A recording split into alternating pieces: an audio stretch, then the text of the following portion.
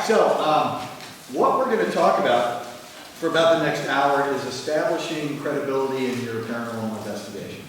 Now, I want you to know that investigations, it doesn't matter whether we're doing investigation on somebody doing insurance fraud or whether it's a murder investigation, whether it's a paranormal investigation, there are certain things that we all should really pay attention to. And we're gonna talk about some of those things. We're also going to talk about some of the things that you need to be aware of. Okay. I'm going to step away from here so you can hear me okay.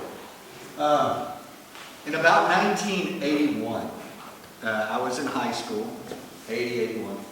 I was in high school and I was with some other guys, Mike O'Connell and Robert Pounders and Mike Crawley and Joe Cox. And the idea for Halloween one year, I was a junior in high school and they were seniors in high school. And one of the things that they wanted to do is go out to a graveyard, for Halloween. And we were going to do ghost hunting or demon hunting or whatever.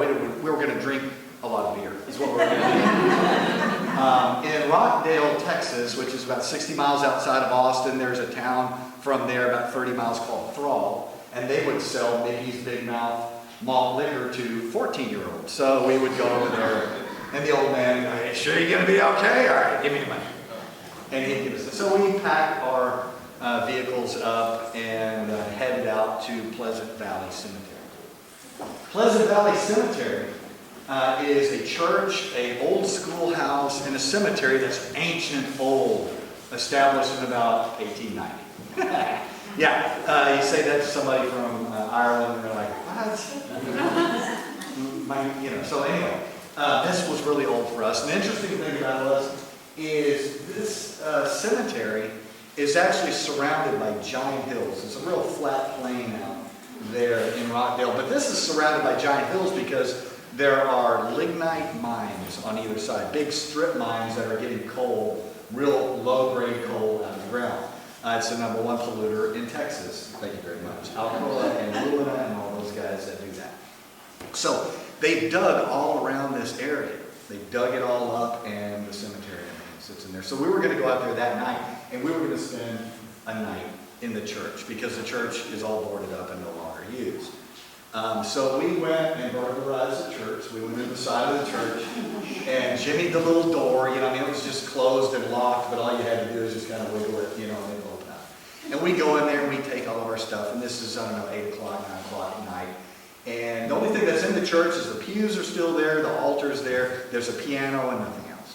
So we set up on the altar. We get our sleeping bags out, we got all our snacks out, and we're sitting and smoking and drinking Mickey's malt liquor and telling, ghost stories. As the night progressed, this is when I had one of my first paranormal experiences. As the night progressed, Mike passes out, the other Mike passes out, and Robert is kind of half asleep, and Joe is reading out of the Necronomicon or something. I don't know what it had. It's something about, ghosts and goblins and Satan and all this, So he's reading these stories out of this. And I was smoking cigarettes and drinking beer. And about that time, it was probably around midnight or so,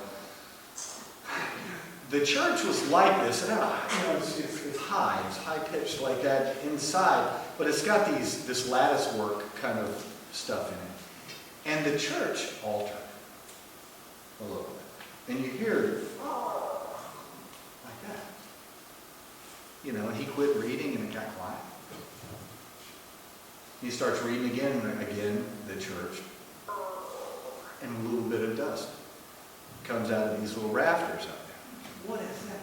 And it does it again. So this time it really rocked good. And I'm thinking, oh no, stop reading, dude,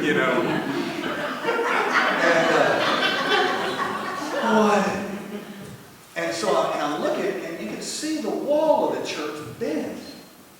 And I'm like, what is going on? And everybody, I'm trying to wake up the dudes that are passed out, and they're not moving. And so, being who I am, I got to figure out what the heck's going on. And it does it again. And the whole church is now doing this. It's moving. And I'm going to get up, and I'm like, I don't see anything in here. There's got to be something outside, you know? So my buddy's like,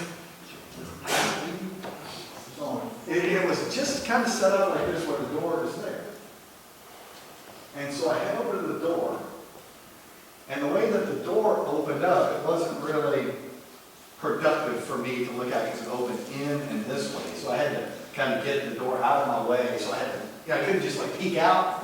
But to get the door out of my way, and as I'm looking, it's pitch black outside. I can't see anything. And there's clouds out there. There's no starlight. There's no moonlight. And you can see these big hills there.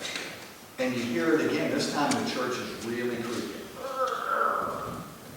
And the dust is coming down. And I'm looking and I see something outside. And it's big. And I'm looking, I'm trying to get my eyes to adjust because I think maybe we had like a little lantern or something, you know, and I'm kind of trying to look and I'm trying to pay attention and the church does it again. I'm like, I don't know, you could die sometime or something. I don't know. So I look at it a little bit more and it's big, it's bigger, and it's light. And I get out there, and as my eyes adjust, I see one of the biggest cows I've ever seen scratching his ass.